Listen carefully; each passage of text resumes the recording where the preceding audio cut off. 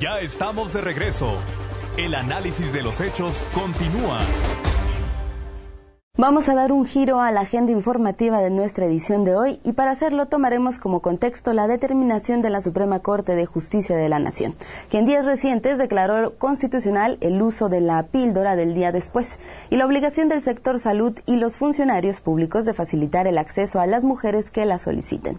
El debate lo entabló el gobernador del estado de Jalisco, Emilio González, quien afirmó que en su entidad no se acataría la instrucción debido a que la píldora en mención no es un anticonceptivo, sino que se trata de un abortivo. La Corte advirtió entonces, si el mandatario no acata la determinación, podría ser removido de su cargo. Sin embargo, existe una prerrogativa que implica el derecho a resistir a leyes que impliquen una contradicción al dictado de la ley moral, la objeción de conciencia. ¿Qué hacer cuando la ley civil prescribe la obediencia a normas que contradicen la concepción del bien y del mal de los hombres?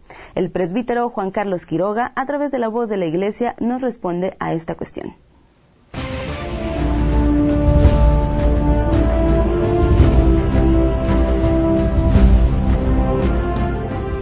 Cuando hablamos de leyes, nos enfrentamos con dos posturas que no necesariamente son antagónicas, pero que actualmente no están en armonía: el ius positivismo y el ius naturalismo. Para el ius positivismo, la fuente del derecho fundamental y básicamente la única es la voluntad del legislador. En cambio, para el ius naturalismo, hay una fuente sustancial anterior al legislador mismo, la naturaleza, no entendiendo por ella al mundo físico o cosmos, sino la esencia de cada uno de los seres, por la cual son lo que son y deben actuar como tales para poder realizarse en su propio ser. Para los iusnaturalistas, todas las leyes deben reflejar el orden natural de las cosas. Para los iuspositivistas, las leyes deben dar respuestas a los problemas de orden público que van surgiendo. Pero hay una cosa en la que ambas corrientes están de acuerdo: las leyes deben ser hechas buscando el bien común. Una definición clásica de ley nos es dada por Santo Tomás de Aquino: una ordenación de la razón al bien común promulgada por quien tiene el cuidado de la comunidad. El elemento de promulgación por parte del legislador es esencial, pero no es el único. Esa es la causa eficiente, pero la causa material es un orden de razón. Es decir, la ley debe ser racional, pensada verdaderamente, discutida, analizada, nunca al vapor. Y la causa final es el bien común. Una cosa que sea buena en sí, no que se crea que es un bien, y que sea un bien para todos, no solo para algunos. Así las cosas, una ley, por estar encaminada al bien de todos, obliga no solo jurídicamente, sino también en conciencia.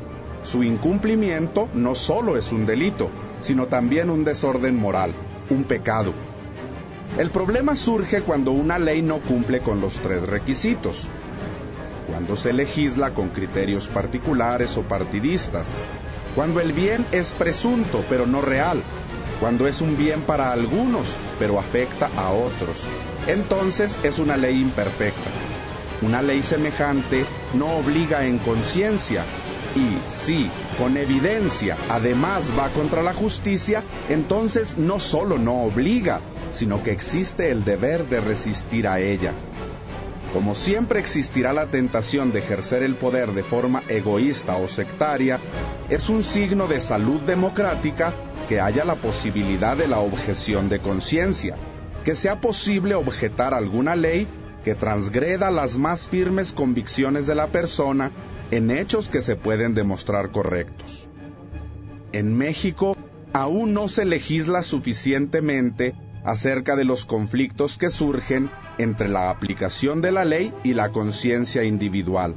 Así que, éticamente se puede objetar, pero en algunos casos se pueden enfrentar consecuencias legales. En la historia universal, muchos incluso han muerto por ello, pero esto solo es posible a condición de comprender que la conciencia personal es el más alto tribunal y que constituye una cima de su dignidad. Para Análisis Político, Padre Juan Carlos Quiroga.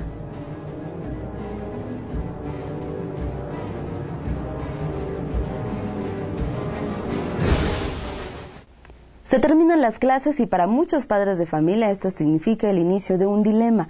¿Qué hacer con los hijos? Los periodos de vacaciones son lapsos de agobio para muchos padres y madres de familia que no saben cómo entretener a los hijos durante este tiempo en el que las escuelas cierran sus puertas. Una opción se ha planteado ya como propuesta e incluso va más allá de los periodos vacacionales. Las escuelas de tiempo completo como lo fueron alguna vez. De implementarse un doble turno, por las mañanas los alumnos podrían recibir su instrucción académica y por la tarde podrían abocarse al aprendizaje de un oficio o al desarrollo de otro tipo de habilidad. La propuesta está ahí y es la señora Carmen Álvarez del Castillo quien con su sección Voces en Familia nos ilustrará acerca de este tema. En la dinámica normal, la del día a día, estamos constatando una alza en los horarios laborales. Ocupamos más tiempo en trabajar el padre, pero ahora también la madre. Por descuido, el ocio natural de los niños es ocupado por la televisión o videojuegos con contenidos que todavía no alcanzamos a evaluar su impacto a futuro. Este tema toma fuerza ahora que está a punto de terminar los ciclos escolares y que obliga a una reflexión sobre los resultados, pero no solo en las calificaciones de los hijos, sino también en las de los padres de familia. La propuesta de ampliar horarios de escuela, centros de día o guarderías están teniendo una demanda excesiva. Me refiero especialmente a los centros educativos donde de manera ingenua se abre la opción en concreto de que los niños permanezcan en la escuela hasta 9 horas al día. Vista por los padres, que nos hemos vuelto bastante acomodados en la atención integral de los hijos, las propuestas son atractivas porque se acomoda a los compromisos de trabajo de ambos. Se puede confirmar esta declaración por el marcado desinterés en las escuelas para padres, por ejemplo, donde asiste voluntariamente menos del 30%, y de ese porcentaje se disminuye por quien asiste solo, el padre o la madre. Muy pocos casos asisten ambos, a menos que el citatorio sea obligatorio o exista alguna sanción por la falta. Si los padres de familia no tienen tiempo para atender los asuntos escolares de los hijos, ¿por qué han de considerar estas estancias tan prolongadas de escuela para los niños? Tomando esta propuesta desde otra visión, diríamos, ¿por qué los hijos tienen que pasar tantas horas fuera del hogar? España ha sido uno de los países promotores de estos proyectos, argumentando que la excesiva violencia, la desunión familiar, los elementos de mala influencia en la sociedad como la droga o el alcohol, podrían ser resueltos desde el sistema educativo, lanzando por ello una reforma llamada Educación para la Ciudadanía. El reto es tenerlos más tiempo en la escuela, pero por consecuencia, menos tiempo en las familias. En general, es una tendencia mundial en las insistentes leyes de laicismo que conllevan temas de la más alta sensibilidad humana, porque un resultado evidente es que la tradicional forma de familia se afecta por los escasos momentos de convivencia como lo es la hora de la comida, por ejemplo. Es necesario defender y promover la visión de familia, el sentido de generosidad, apostarle tiempo, calidad y cantidad a la familia, entender que cuando los hijos llegan, el momento de ellos es prioridad sobre los planes de sus propios padres. Mientras México se debate entre culturas de nuevos modelos de familia, por el número de hijos, por la indefinición de sexos, por su condición en las relaciones, por la dinámica que se establece en la ausencia de responsabilidad, especialmente en la del padre, otros países que ya alcanzaron una cima de desarrollo económico como Japón, están direccionando esfuerzos a fortalecer las familias. Alguien dijo, cuida los minutos y las horas se cuidan solas.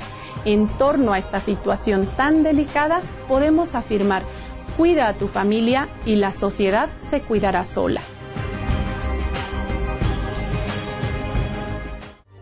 Síguenos por Radio 620, de lunes a viernes, 6 de la tarde. Análisis político. Continuamos.